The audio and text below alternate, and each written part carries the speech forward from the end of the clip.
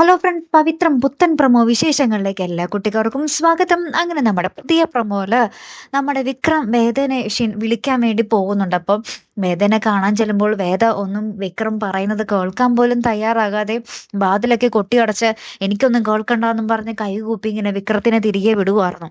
അപ്പൊ വിക്രം അവിടെ നിന്ന് ഭയങ്കര സങ്കടപ്പെട്ടിട്ടാട്ടോ തിരിച്ചിറങ്ങി നമ്മുടെ വിക്രം വീട്ടിൽ വന്നിട്ട് അമ്മയെ കെട്ടിപ്പിടിച്ച് ഭയങ്കരമായിട്ട് കരയുന്നുണ്ട്.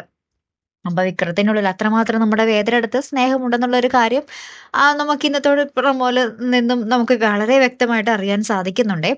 ഈ വിക്രം പോകുന്നത് കാണുമ്പോൾ നമ്മുടെ വേദയായാലും ശരി ഇങ്ങനെ ജനാലയിൽ കൂടി നോക്കിയും വേദയും ഭയങ്കര സങ്കടപ്പെട്ടൊക്കെ നിൽക്കുന്നുണ്ട്.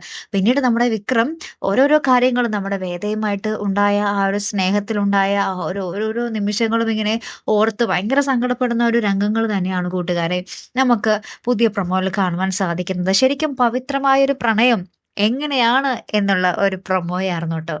കാത്തിരിക്കാട്ടോ. അടുത്തൊരു വീഡിയോയുമായി വരുന്നത് വരയ്ക്കും ഗുഡ് ബൈ.